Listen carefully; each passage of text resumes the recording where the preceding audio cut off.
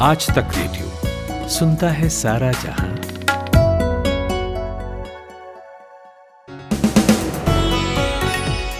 नमस्कार, कुलदीप मिश्र की ओर से आज तक रेडियो पर आपका स्वागत।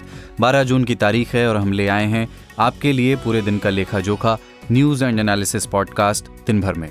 कोविड-19 के समय वैक्सीनेशन के लिए इस्तेमाल होने वाली सरकारी ऐप कोविन अब डेटा लीक की वजह से चर्चा में है। एक रिपोर्ट दावा कर रही है कि इस ऐप से बड़े बड़े लोगों के नंबर और पर्सनल डेटा लीक हो गए हैं। आपका अगर मुझे नंबर पता है और मैं आपका नंबर डालती हूँ तो आपके सारे जो डिटेल्स अपने कोविन पोर्टल पे डालते हैं वो सारी डिटेल्स इस पे आ जाएंगी। ये कैसे हुआ और किसकी जिम्मेदारी बनती है, सरकार ने इस पर क्या कहा है, यहीं से करेंगे दिन भर की शुरुआत। आज दिल्ली के दो बड़े नेता देश के 2 राज्यों में दौरे पर पहुंचे। गृह मंत्री अमित शाह तमिलनाडु में थे और प्रियंका गांधी मध्य प्रदेश में। चुनावी शोर में दोनों नेताओं ने वोट के लिए कौन से सुर बांधे ये सुनवाएंगे। और चक्रवात के खतरे की जद में देश के 3 राज्य आ चुके हैं। 15 तारीख को गुजरात में तूफानी दस्तक का डर है, तो शासन प्रशासन की तैयारियों और चुनौतियों पर ग्राउंड से जानकारियां लेंगे। और आखिर में आएगा भौचक्का करने वाली खबरों के साथ भौचक, मगर बोनी करेंगे 60 सेकेंड्स हेडलाइंस कुमार केशव के साथ।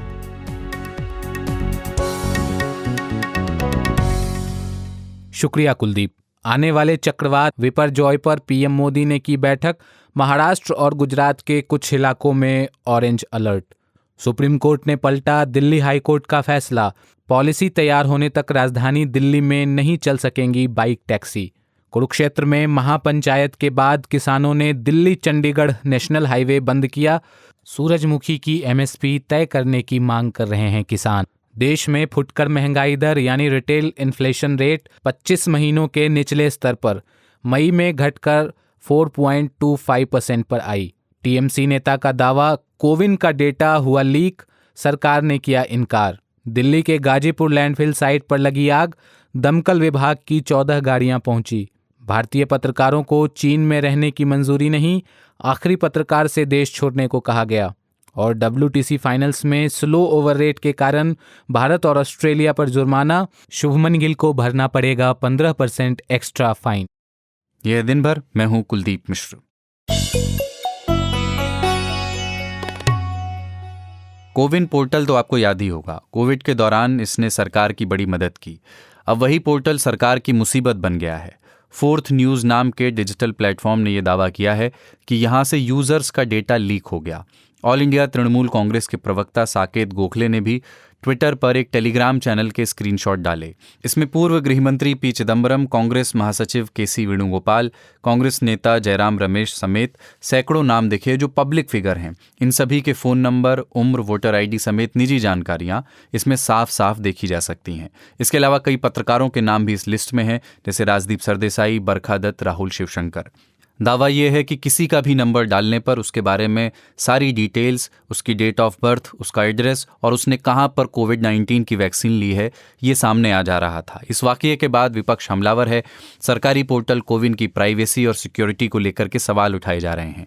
हालांकि सरकार ने इस लीक को नकारा है। RS शर्मा, जो नेशनल हेल्थ अथॉरिटी के CEO हैं, उन्होंने इन दावों को गलत बताया है।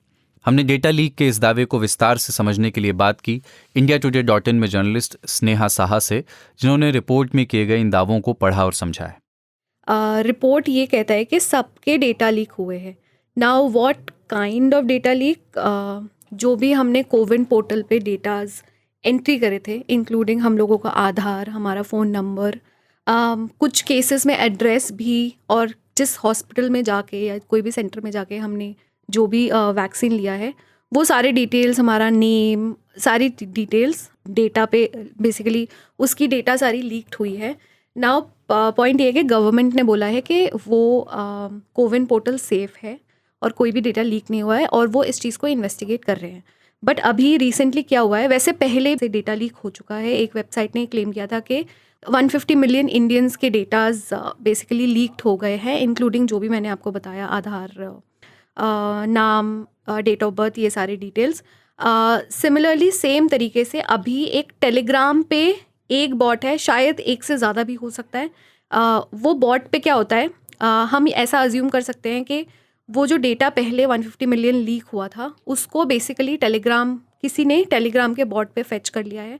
और वो सारे बेसिकली क्या होता है, अभी वो बॉट पे अगर आप जाओगे और आप किसी का फ़ोन नंबर डालोगे, से मैंने अपना फ़ोन नंबर डाला, एज सुन एज मैं अपना फ़ोन नंबर डालती हूँ वहाँ मेरे सारे वो जो डिटेल्स जो लीक्ड है वो सारे आ जाएंगे। तो अगर मुझे नंबर पता है और मैं आपका नंबर डालती हूँ तो आपके सारे जो डिटेल्स आपने कोविन पोर्टल पे डालते वो सारी डिटेल्स इस पे आ जाएंगी। बट अभी क्या हुआ है, सुबह हमने इनफैक्ट उस बॉट को चेक किया तो अभी वो बॉट अभी के लिए सस्पेंड कर दिया है। तो बट ऐसा भी हो सकता है कि एक बॉट पे हुआ है तो there can be multiple bots available, तो वहाँ जाके वो हमें अभी पता नहीं है, देयर इज़ नो क्लैरिफिकेशन। सिर्फ एक न्यूज़ वेबसाइट ने इस चीज़ को रिपोर्ट किया है। ऐसा ही एक आरोप साल 2021 में भी लगा था। तब भी विपक्ष के नेताओं ने लीक का आरोप लगाया था और सरकार ने उससे इनकार किया था। अगर इस बार ये दावा सही है, अगर इसको ठीक माने, तो ये जिम्मेदारी किसकी है, चूक कहाँ हुई, ये समझने के लिए मैंने बात की सुप्रीम कोर्ट में सीनियर लॉयर और साइबर मामलों के जानकार विराग गुप्ता से। देखिए, इस लीक को समझने के लिए, जिम्मेदारी को समझने के लिए पहले नंबर पर हमको 4 पहलू देखने की जरूरत है कि जब डेटा लिया जा रहा था तब यह सवाल खड़ा किया गया था कि डेटा लेना जरूरी क्यों है, और उस समय उसकी जरूरत को बताया गया था। दूसरा, कि उस समय भी डेटा की सुरक्षा पर सवाल खड़े किए गए थे। तीसरा, पिछले साल कहा गया था कि डार्क वेब पे ये डेटा लीक है और सरकार ने उसको खारिज कर दिया था। और चौथा, इस साल जनवरी में जो चीफ हैं शर्मा जी, उन्होंने बोला था कि state of the art security है और डेटा पूरी तरह से सेफ है। तो अब जो ये मामला सामने आया है उससे साफ है कि डेटा सुरक्षित नहीं है। सरकार ने पिछली बार क्या जांच किया उसका अभी तक कोई खुलासा नहीं हुआ है, और अभी भी मामले को इस तरीके से कंफ्यूज करने की कोशिश की जाएगी कि यह डेटा लीक सरकार की तरफ से नहीं हुआ है और यह कहीं और से हुआ है।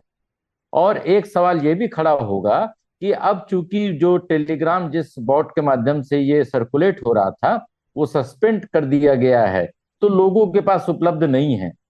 तो आंख बंद करने से तस्वीर नहीं बदलती है, क्योंकि यह जो डेटा लीक हुआ है वो लीक है और लोगों को नहीं दिख रहा है। इसका मतलब ये नहीं है कि लीक नहीं है, वो कहीं पर बिक रहा होगा, डार्क वेब पर उपलब्ध होगा। और इन सब चीजों का मकसद ही यही है कि जो आदमी बेच रहा है डेटा को, वो लोगों को बताना चाह रहा है कि डेटा उसके पास है। और ये जो डेटा है, जिस डेटा के भीतर आधार कार्ड है, जिस डेटा के भीतर लोगों का जेंडर है, डेट ऑफ बर्थ है, वोटर आईडी हो सकता है, पासपोर्ट हो सकता है, प्लेस ऑफ वैक्सीनेशन हो सकता है, बच्चों के डेटा है, सीनियर सिटीजन्स के डेटा हैं, लिंग विवरण है, तो ये डेटा आईटी एक्ट के हिसाब से सेंसिटिव पर्सनल इंफॉर्मेशन है और इस डेटा को सुरक्षित रखना सरकार की जिम्मेदारी थी। विराग जी, विपक्ष एक बात पहले से कह रहा था कि डेटा लीक से बचने के लिए आधार संबंधी डिटेल्स नहीं लेनी चाहिए थी, इसके बगैर भी काम चल सकता था। आपको भी लगता है? देखिए, डिजिटल की जो हमारी अर्थव्यवस्था है, इंक्लूडिंग जो आर्टिफिशियल इंटेलिजेंस का जो नया दौर चालू हो रहा है, यह पूरा डेटा की खपत पर आधारित है। और भारत में डेटा सुरक्षा के बारे में कोई कानून नहीं है, लेकिन हम डिजिटल की एक बहुत बड़ी अर्थव्यवस्था बन गए हैं। इसलिए डेटा का भारत में जितना भी कलेक्शन और जितना भी गैर कानूनी सेल, डिस्ट्रीब्यूशन, शेयरिंग हो रहा है, ये सब एक समानांतर अर्थव्यवस्था है। और कहीं ना कहीं से सरकारें, एजेंसीज, डिफरेंट डिपार्टमेंट जाने अनजाने डिजिटलीकरण के नाम पर डेटा एकत्रित करने का एक प्लेटफॉर्म बन गए हैं, लेकिन डेटा की सुरक्षित रखने की जिम्मेदारी नहीं है। और अधिकांश जगहों पर जो डेटा का जो बंदोबस्त है या तो निजी एजेंसियों के पास है या फिर वो एक ठेके में एक साइबर सुरक्षा पूरी दे दी गई है। इसकी वजह से डेटा इकट्ठा करना तो सरकार का बड़ा एजेंडा है गवर्नेंस के लिए और अपनी अपनी योजनाओं को लागू करने के लिए, लेकिन सरकार डेटा सुरक्षा की कोई जिम्मेदारी नहीं लेती है और न ही कोई रेगुलेटर है। ये जो विरोधाभास है, ये जो दुविधा है, ये बड़ी दुर्भाग्यपूर्ण है। अच्छा, एक चीज़ और, जो डेटा लीक के कंसर्न्स हैं वो सिर्फ कोविन ऐप तक ही सीमित नहीं है, कई और केसेस में भी हमने ये देखा है। और पॉलिसी के लेवल पर हम कहाँ चूक रहे हैं इस मसले पर? क्या और ऐसा हम करें कि ऐसी खबरों में कमी आए? देखिए, जातः से ही ध्रुव मृत्यम, जो जन्मा है उसकी मृत्यु होगी। तो जो साइबर सिक्योरिटी है, तो कितनी भी साइबर सिक्योरिटी पुख्ता कर दी जाए, उसका तोड़ हैकरों के पास होता है।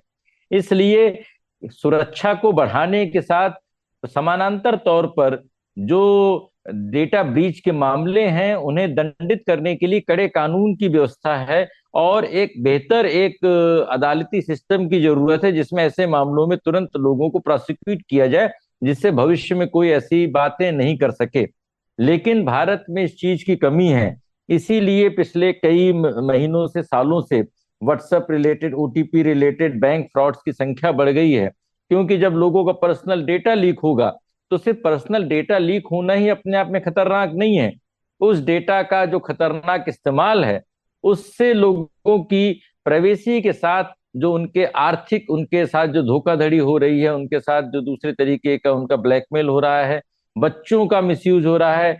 4 करोड़ बच्चों का डेटा था, अब उसमें से कितना डेटा लीक हुआ, कितना डेटा लीक नहीं हुआ, तो मुझे लग रहा है गंभीर मसला है। इसमें शुतुरमुर्ग की तरह सर छिपाने से कोई फर्क नहीं पड़ेगा और इसको सामने आकर के मजबूती से एड्रेस करने की जरूरत है, क्योंकि पहले भी कई बार डेटा लीक के मामले हुए थे, न ही सरकार ने उसमें कोई सबक लिया और न ही सरकार ने उसमें कोई सुधार के कदम उठाए।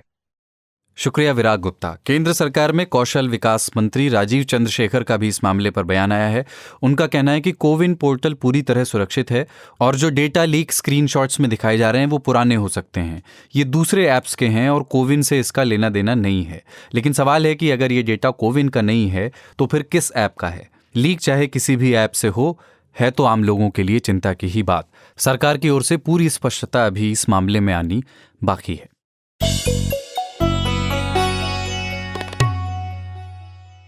दक्षिण में कर्नाटक हारने के बाद बीजेपी नए सिरे से सियासी धरातल तलाश रही है। बीते 2 दिनों में गृहमंत्री अमित शाह 4 राज्यों गुजरात, राजस्थान, तमिलनाडु और आंध्र प्रदेश के दौरे पर रहे। चर्चा रही तमिलनाडु की। यहां उन्होंने एक रैली में डीएमके और कांग्रेस पर जमकर हमला बोला।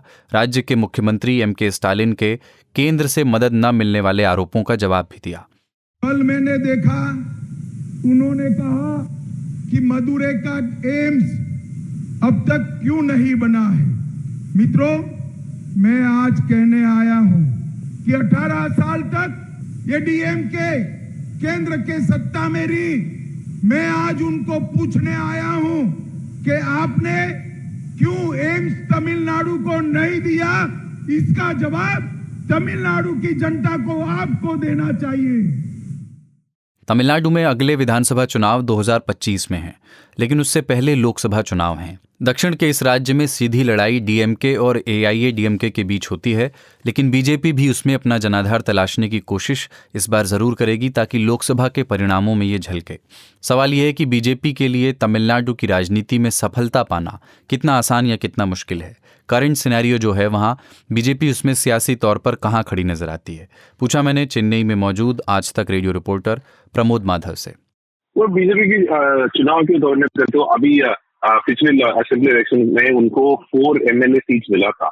बहुत साल के बाद उनको 4 एमएलए सीट, वो ही बहुत ज्यादा ही है और वो ये मिला क्योंकि एडीएमके का सपोर्ट के साथ उनको मिला है।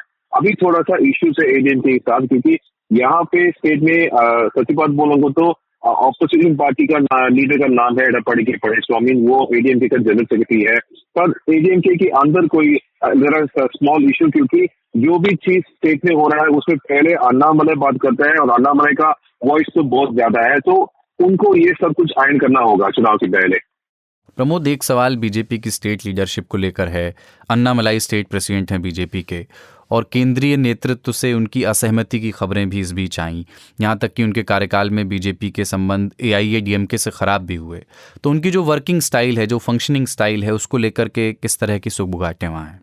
एक चीज तो इम्पोर्टेंट है, ये करंट बीजेपी प्रेसिडेंट हो या पिछले उसके पहले वाला बीजेपी प्रेसिडेंट हो और या उसके भी पहले अभी वो गवर्नर है तमिलिसाई सौंदरराजन, उसके बाद एल मुरुगन था और अभी अन्नामलई था। उन सबको तो डिफरेंट स्टाइल ऑफ वर्किंग है और अन्नामलई का स्टाइल यह है कि एनी इश्यू स्टेट में होगा तो वो पहला रिएक्शन उनसे ही हो रहा है। तो लक्ष्मण, जब हमने उनसे पूछा कि आप कैसे ऑपोजिशन लीडर जैसा रिएक्ट कर रहे हैं, वो बोला कि that BJP is the narrative opposition of Tamil Nadu. ये बात एडीएमके के साथ अच्छा नहीं हुआ था और पहले भी एडीएमके का लीडर एडप्पाडी के पळनिस्वामी उन्होंने दिल्ली भी गया था पिछले महीने और वहां भी तो इसके लिए बात हुआ था, क्योंकि करंट बीजेपी प्रेसिडेंट ने एक और एलिगेशन लगा दिया कि द्रविडियन पार्टीज इलेक्शंस में बहुत करप्शन कर रहे हैं, वोट के लिए पैसे दे रहे हैं, सब कुछ। तो वो सब चीज है। हर उसके क्रॉस कर एडीएमके को बीजेपी का अलायंस से बहुत ही लाइक इम्पोर्टेंट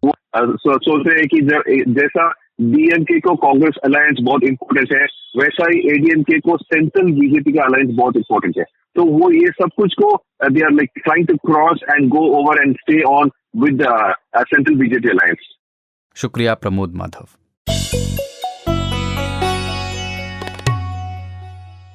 एक 101 ब्राह्मणों के साथ महाआरती, हाथ में रुद्राक्ष और हनुमान का वेश धारण किए हुए कार्यकर्ता। इस माहौल के बीच कांग्रेस महासचिव प्रियंका गांधी वाड्रा ने जबलपुर से मध्य प्रदेश के चुनावी अभियान का शंखनाद किया। मिशन 2023 का शंखनाद इस मंच से करेंगे। मैं आमंत्रित करना चाहता हूं हमारे पूज्य विद्वत जनों को।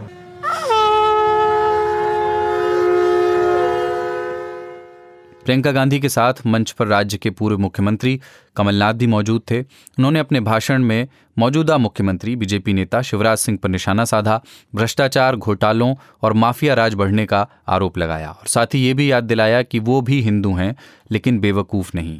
धर्म विचार का विषय है, आचार का विषय है, धर्म प्रचार का विषय नहीं है।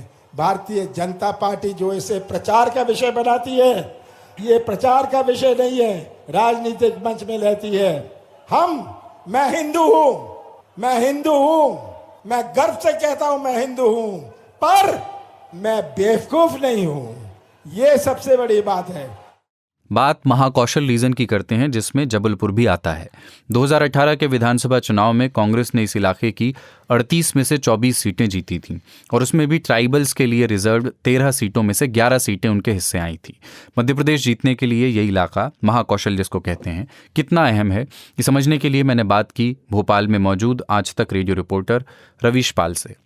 देखिए, बहुत महत्वपूर्ण सवाल है ये, और आपको बता दें कि दरअसल मध्य प्रदेश में अगर कहा यह जाता है कि जिस भी सरकार राजनीतिक दल को अपनी सरकार बनानी है तो उसका रास्ता महाकौशल से होकर के ही गुजरता है। करीब 38 विधानसभा सीटें महाकौशल क्षेत्र में आती है, कई बड़े महत्वपूर्ण जिले हैं। आपको ये बताएं कि ये महाकौशल जो है किसी एक राजनीतिक दल के साथ कभी खड़ा नहीं रहा है। यहाँ पे कभी बीजेपी की भी सत्ता रही है, लंबे समय तक बीजेपी की ज्यादातर सीटें रही हैं, लेकिन अभी पिछले 2018 के विधानसभा चुनाव की बात करें तो यहाँ पे कांग्रेस ने लगभग भाजपा का यहाँ पे सुपड़ा साफ कर दिया था। 38 विधानसभा सीटों में से 24 विधानसभा सीटें कांग्रेस के खाते में गई थी 2018 के विधानसभा चुनाव में, और भारतीय जनता पार्टी को 13 सीटें इस विधानसभा चुनाव में मिली थी। और नतीजे सब जानते ही हुआ क्या था। महाकौशल ने जो सबसे ज्यादा सीटें जीता है, कांग्रेस सबसे ज्यादा सीटें जीती और कांग्रेस की ही मध्य प्रदेश में सरकार बनी। इसलिए माना जाता है कि महाकौशल में जो है वो सीटों का जो समीकरण है वो जिसके पक्ष में बैठ गया उसकी मध्य प्रदेश की सत्ता पर जो है एक तरीके से देखा जाए तो उसका कब्जा हो जाता है। मध्य प्रदेश में वो राजनीतिक दल अपनी सरकार बना लेता है। और कई जो महत्वपूर्ण जिले हैं, मैं आपको बता दूं कि उसमें अगर देखा जाए तो जैसे जबलपुर इस महाकौशल का जो सबसे बड़ा संभागीय मुख्यालय है, बड़ा शहर भी है, यहाँ पे 8 विधानसभा सीटें आती हैं जबलपुर में। और जबलपुर में जो सरकार बनती है, जबलपुर में अगर देखा जाए तो 4 सीटें कांग्रेस के खाते में आई थी, 8 विधानसभा सीटें पड़ती जबलपुर जिले में, और इसमें से 4 भाजपा के पास चली गई थी। लेकिन छिंदवाड़ा जिले जो महाकौशल में आता है, जो कि कमलनाथ का गढ़ माना जाता है, उसमें कांग्रेस ने पूरा सुपड़ा साफ कर दिया था। छिंदवाड़ा जिले की 7 विधानसभा सीटों में से सभी 7 सीटें कांग्रेस ने जीती थी 2018 के विधानसभा चुनाव में। डिंडोरी जिला भी आता है महाकौशल में, 2 विधानसभा सीटें आती हैं, दोनों कांग्रेस के पास हैं। बालाघाट में 6 विधानसभा सीटें हैं जिसमें से 5 कांग्रेस जीती थी, एक ने निर्दलीय जीत, प्रदीप जायसवाल जो निर्दलीय जीते थे, बाद में उन्होंने भाजपा का समर्थन कर दिया था 2020 में जब विश्वास मत की बात आई थी। इसके अलावा बात करें तो कटनी जिले में 4 विधानसभा सीटें आती हैं, यहाँ पर 3 बीजेपी 1 कांग्रेस के पास है। मंडला जिले है 3 विधानसभा सीटें हैं जिसमें 1 भाजपा के पास है, 2 कांग्रेस के पास है। सिवनी की 4 विधानसभा सीटों पे बराबरी है, 2 कांग्रेस और 2 भाजपा के पास है। वहीं नरसिंहपुर जिले की 4 सीटें हैं, इनमें से 3 कांग्रेस और 1 बीजेपी के पास आती है। इसके अलावा जो अगर हम देखें तो जबलपुर एक आदिवासी बहुल संभाग है। ये जो संभागीय मुख्यालय जबलपुर पड़ता है, इसके संभाग में अगर देखें तो डिंडोरी, बालाघाट, मंडला, छिंदवाड़ा जैसे महत्वपूर्ण जिले आते हैं जहां पे सबसे ज्यादा आदिवासी वर्ग है। और इसीलिए अगर आप देखें तो आज प्रियंका गांधी वाडेरा ने जाकर के जो वहां पे माल्यार्पण भी किया है और रानी दुर्गावती की प्रतिमा पे जाकर के, तो इसके जरिए आदिवासी वोट बैंक को साधने की कोशिश भी जो है वो यहाँ पे कांग्रेस की तरफ से साफ की गई है। जाहिर सी बात है कि कांग्रेस हो या भाजपा हो, आदिवासी वोट बैंक मध्य प्रदेश में बहुत ज्यादा महत्वपूर्ण हो जाता है। ओबीसी के बाद अगर देखा जाए तो सबसे बड़ा वोट बैंक यहाँ पे आदिवासियों का है। और इसीलिए क्योंकि कई जिले आदिवासियों के आते हैं, तो इसके जरिए एक तरीके से जो पूरा आदिवासी बहुल इलाके हैं मध्य प्रदेश के, उनको साधने की कोशिश आज की इस रैली के जरिए कांग्रेस ने की है। और इसके साथ ही हिंदुत्व का तड़का तो इसमें लगा ही है, और वो जग जाहिर है मध्य प्रदेश में जब भी चुनाव आते हैं तो उसमें हिंदुत्व का पुट जो है वो राजनीतिक दलों को लगाना ही पड़ता है। कांग्रेस भी लगाती है, भाजपा भी लगाती है, लेकिन महाकौशल कर देखा जाए तो महाकौशल के समीकरण जिस राजनीतिक पार्टी के पक्ष में बैठ गए, मध्य प्रदेश की सत्ता पे उसकी सरकार बन जाती है, इतना जरूर तय है। रवीश, ये तो पिछले चुनाव तक की बात हो गई, लेकिन अब 5 साल बाद बीजेपी कांग्रेस के लिए यहाँ समीकरण कैसे बन रहे हैं? देखिए, कांग्रेस ने 2018 के चुनाव की शुरुआत भी इसी महाकौशल इलाके से की थी। तब राहुल गांधी आए थे नर्मदा पूजन करने, आज प्रियंका गांधी आई हैं। देखिए, समीकरण की जब हम बात करते हैं तो महाकौशल जरूरी है, और इसी वजह से यहाँ पे अगर देखें तो भारतीय जनता पार्टी जो कि मध्य प्रदेश में आदिवासी सम्मेलन भी कई बड़े कार्यक्रम कर चुकी है। जनजातीय गौरव दिवस मध्य प्रदेश में मनाया जा चुका है, जिसमें खुद प्रधानमंत्री नरेंद्र मोदी ने शिरकत की थी। महाकौशल में आदिवासियों को ध्यान में रखते हुए अपने समीकरण साधने के लिए अमित शाह 2 से 3 बार महाकौशल के इलाके में आ चुके हैं। वो शहडोल जा चुके हैं, वो जबलपुर आ चुके हैं, वो छिंदवाड़ा जा चुके हैं। तो इससे आप अंदाजा लगा सकते हैं कि इन समीकरणों को साधने के लिए भाजपा भी लगी हुई है, और भाजपा चाहती है कि पेसा एक्ट जो यहाँ पे मध्य प्रदेश में लागू किया गया है शिवराज सरकार की तरफ से, ये एक बड़ा गेम चेंजर साबित हो सकता है, न केवल महाकौशल के इलाके के लिए बल्कि आदिवासी बहुल इलाकों के लिए भी। तो ये समीकरण भाजपा अपने पक्ष में करने में लगी है। दूसरी तरफ कांग्रेस की लिहाज से अगर देखा जाए तो कांग्रेस के पास अभी सबसे ज्यादा सीटें महाकौशल इलाके में ही हैं, इसलिए जाहिर सी बात है कांग्रेस चाहती है कि कर्नाटक और हिमाचल की जीत के बाद जो एक पार्टी के भीतर सकारात्मक ऊर्जा बनी हुई है, उस ऊर्जा को पूरी तरीके से फिलहाल महाकौशल पे शिफ्ट कर दिया जाए, क्योंकि महाकौशल उसका अपना गढ़ है। 2018 में उसे सबसे ज्यादा सीटें मिली थी। कांग्रेस चाहती है कि वो वहां पे बरकरार रहे। देखिए, छिंदवाड़ा से कांग्रेस को कोई ज्यादा नुकसान होना नहीं है, ये तय है। वहां पे कांग्रेस का एक तरफा एक तरीके देखा जाए तो प्रदर्शन रहता है कमलनाथ की वजह से, और इसीलिए अगर देखा जाए तो महाकौशल में कांग्रेस के फिलहाल समीकरणों की बात करें तो वो विपक्ष में बैठी हुई पार्टी है, और उसने कई बड़ी वादे जो हैं वो यहाँ पे किए हैं।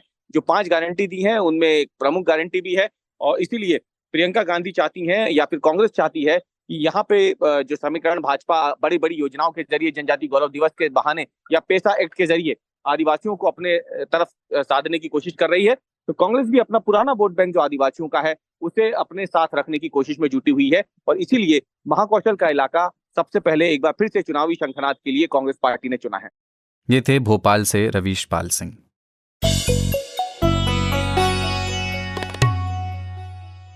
एक तूफान जो पहले पाकिस्तान की ओर जा रहा था, अब 15 तारीख तक गुजरात में दस्तक देने वाला है। बिपरजॉय इसका नाम है। ये बंगाली भाषा का शब्द है जिसका मतलब आपदा होता है। आज सुबह इंडियन मेट्रोलॉजिकल डिपार्टमेंट ने गुजरात के कच्छ और सौराष्ट्र में ऑरेंज अलर्ट जारी किया। माना जा रहा है कि ये तूफान गुजरात के तट से टकराते हुए पाकिस्तान के कराची पहुंचेगा। आज प्रधानमंत्री मोदी ने इस तूफान से निपटने की तैयारियों के लिए रिव्यू मीटिंग भी की। गुजरात के सौराष्ट्र में जहां इसका सबसे ज़्यादा खतरा है, उधर हालात क्या हैं और सरकार और प्रशासन ने किस तरह की तैयारियां की हैं, पूछा मैंने आज तक रेडियो रिपोर्टर गोपी घांगर से। गोपी इस वक्त कच्छ के उसी इलाके में मौजूद है।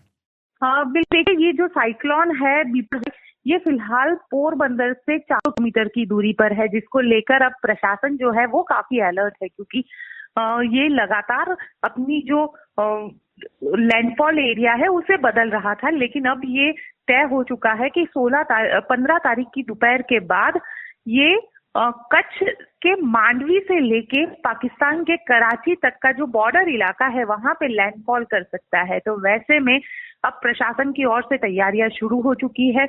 लोगों को इवैक्यूएट करने का जो काम है वो भी शुरू कर दिया गया है। कई इलाके ऐसे हैं जो लो लाइन इलाके हैं, वहां से लोगों को हटाया जा रहा है। सबसे ज्यादा जो अफेक्टेड एरिया होगा वो कच्छ जिला रहेगा। साथ ही गुजरात के 5 ऐसे जिले हैं जहां सबसे ज्यादा इसका असर देखने मिलेगा। उसमें पोरबंदर, द्वारिका, जामनगर, कच्छ, मोरबी, ये इलाके हैं जहां पे सबसे ज्यादा इसका असर देखने मिलेगा। तो यहाँ पे प्रशासन के जरिए जो कार्यवाही है उसे अभी से ही शुरू कर दिया गया है। साथ ही 1600 किलोमीटर का जो समुद्र का किनारा है गुजरात का, वहां पे फिलहाल जितने भी बीच है यहाँ पे लोग सैलानी आते हैं, उन इलाकों को फिलहाल आम जनता के लिए बंद कर दिया गया है। जबकि जूनागढ़ जो है वहां पे स्कूल में 13 और 14 2 दिन के लिए छुट्टी अनाउंस कर दी गई है। महाराष्ट्र भी इस चक्रवात से अछूता नहीं रहेगा, सो तैयारियां वहां भी पूरी की गई हैं। मौसम विभाग ने कहा है कि लक्षद्वीप, कर्नाटक, गोवा, तमिलनाडु, केरल और आंध्र प्रदेश में भी इस चक्रवात का असर बारिश और आंधी के तौर पर दिखेगा। और अब आज की रोचक और भौचक खबर की बारी लेकर आ गए हैं जमशेद कमर सिद्दीकी।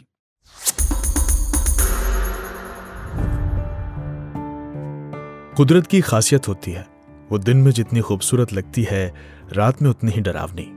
जंगलों में रात गुजारने का ख्याल भी तमाम लोगों को डरा देता है। पर कोलंबिया में अमेज़न के जंगलों से 4 बच्चे 40 दिन के बाद जिंदा मिले हैं।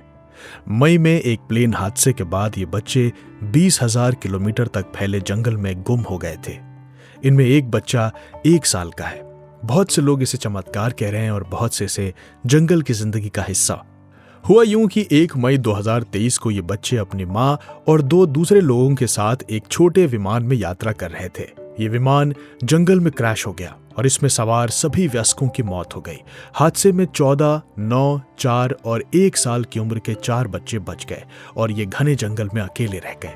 इस बात का इशारा मिला ही था कि ये बच्चे बच गए हैं कि उसके बाद इन्हें ढूंढने की कवायद शुरू हुई। इस अभियान के लिए सरकार, आदिवासी समुदाय के लोग और सेना ने मिलकर काम किया। खोजी दल ने इन बच्चों की दादी की आवाज में एक मैसेज रिकॉर्ड किया और उसे हेलीकॉप्टर की मदद से जंगल के ऊपर प्ले किया गया। इस संदेश में दादी कहती हैं, मैं तुम्हारी दादी बोल रही हूँ, तुम मेरी बात समझ रहे हो ना? तुम जहां हो वहीं पर रुक जाओ, लोग तुम्हारी तलाश में जुटे हैं। मेरी आवाज सुनो और जहां हो वहीं पर ठहर जाओ ताकि ये लोग तुम्हें खोज पाएं। खोज के दौरान एक झोपड़ी के पास एक दूध की बोतल मिली। अंदाजा लगाया गया कि यह झोपड़ी इन्हीं बच्चों ने बनाई होगी। बीते शुक्रवार एक जगह पर एक पैर का निशान भी मिला। माना जा रहा था कि यह किसी बच्चे का ही था। 2 तरह के लोग हैं, एक वो जो कह रहे हैं कि बच्चों का बचना चमत्कार है क्योंकि जंगल में तमाम तरह के खतरे होते हैं, और दूसरे वो जो कहते हैं कि उन्हें कोई खतरा नहीं था क्योंकि वो खुद मदर नेचर की हिफाजत में थे। बहरहाल शुक्रवार को एक लंबे खोज अभियान के बाद सेना ने इन्हें जंगल के भीतर से खोज निकाला है। शनिवार को इन्हें राजधानी बोगोटा लाया गया, जहां एक सैन्य अस्पताल में अब इनका इलाज चल रहा है। जमशेद कमर सिद्दीकी, आज तक रेडियो। तो आज के दिन भर में इतना ही। आज सोमवार का दिन है तो नामी गिरामी आपका इंतजार कर रहा है। इस बार कहानी है गूफी पेंटल की, वही गूफी जो दूरदर्शन के महाभारत में शकुनी के किरदार से मशहूर हुए। उसे सुनिए और अपना फीडबैक हमें भेजिए radio@aajtak.com पर। आज का दिन भर प्रोड्यूस किया है रोहित त्रिपाठी ने, साउंड मिक्सिंग कर रहे थे